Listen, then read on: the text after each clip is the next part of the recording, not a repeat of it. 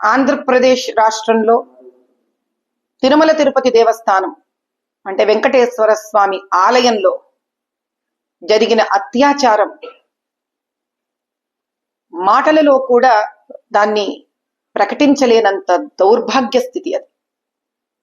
సాక్షాత్తు శ్రీవారికి అందజేస్తున్న కలియుగ దైవమైన వెంకటేశ్వర స్వామికి అందజేస్తున్న మహాప్రసాదం జంతువుల మాంసంలో నుంచి వెలువడిన కొవ్వు పదార్థంతో చేయడం అంటే ఈ జన్మకు ఇంతకన్నా పాపాన్ని అంటగట్టుకోవడానికి ఇంకా వేరే ఒక మార్గమే లేని పరిస్థితి. మేమందరం భక్షిస్తూ ఉన్నాం ఈ ప్రసాదాన్ని. ఎందుకంటే ఇంకా అన్ని జంతువుల తిండి తిన్నాక మనుషుల్లాగా తింటున్నామని లేకపోతున్నాను. నేను భక్షించే పరిస్థితికి వచ్చారు అందరూ కలిసి, తెలియకుండా అమాయకత్వంతో. అది శ్రీవారి ప్రసాదమని ఇన్ని వేల మంది కోట్ల మంది హైందవుల ఒక నమ్మకాన్ని భక్తిని పెట్టుకొని మోసం చేయదలుచుకున్న ఆ దుర్మార్గులు ఎవరో గాని పరమేశ్వరుడు వాళ్ళకి పుట్టగతులు ఇవ్వడు. వాళ్ళు ఎవరో తేలాల్సిందే. ఇది ఒక ఆట అయిపోయింది, పరిపాట అయిపోయింది. ఇలా హైందవుల దేవాలయాలను, వాళ్ళ నమ్మకాన్ని, వాళ్ళ సనాతన ధర్మాన్ని వాళ్ళకి ఇష్టం వచ్చినట్టు, వాళ్లకు తోచినట్టు వాళ్ళు వాడుకోవడం జరుగుతోంది. ఎంత భయంకరమైన పరిస్థితి అంటే శ్రీవారి నగలు దొంగతనాలు అయిపోయాయి, శ్రీవారి మణులు మాణిక్యాలు విగ్రహాలు దొంగతనమయ్యాయి. ఎప్పటి నుంచి? ఆకాశరాజు ఆయన కుమార్తె పద్మావతీదేవిని ఆయనకు వివాహం ఆడడానికి ఇచ్చిన రోజు నుంచి ఆయన ఇచ్చిన బహుమతుల నుంచి ఉన్నాయి. ఎంతో మంది రాజులు వచ్చారు, ఎన్నో బహుమతులు ఆయనకి అర్పించుకుంటూ ఉన్నారు. అసలు ఆ లెక్క ఎవరికి తెలియదు, ఎన్నున్నాయో తెలియదు. ఈరోజు దేవాలయంలో ఉండిలో నుంచి డబ్బులు ఎగిరిపోతూ ఉంటాయి.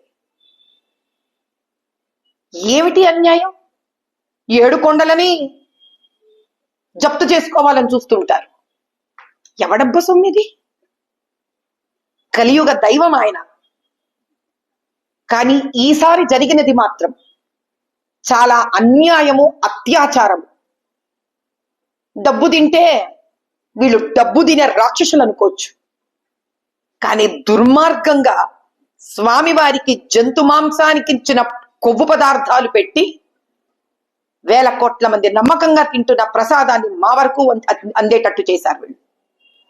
ఈ శాపం ఊరికే పోదు. వీళ్ళెవ్వరికి ఎవరు చేశారో ఈ శాపం ఊరికే పోదు.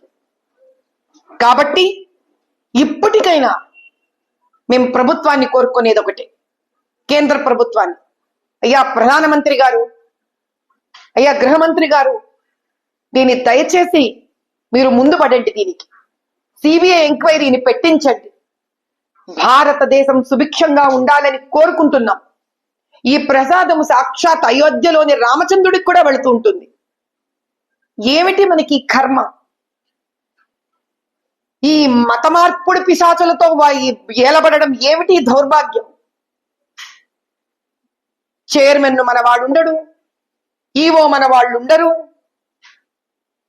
ఇలా మరి వేరే వేరే మతాలకు సంబంధించిన వాళ్ళ దేవాలయాలలో మన వాళ్ళని పెడుతున్నారా?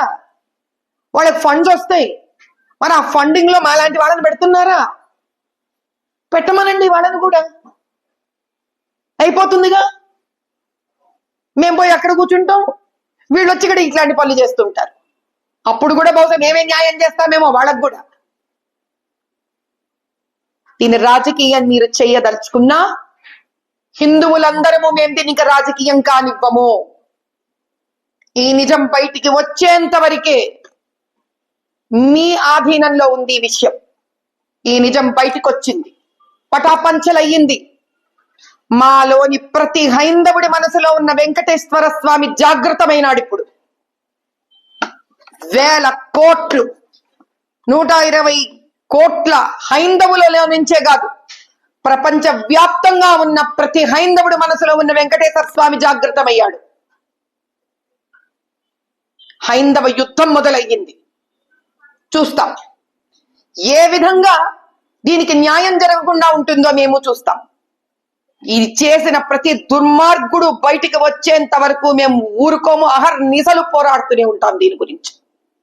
నేను ఖచ్చితంగా పోరాడుతాను. పోరాడి దీని సత్యం బయటికి వచ్చేంత వరకు ఊరుకోను నేను. జై బోలో సనాతన ధర్మ की जय।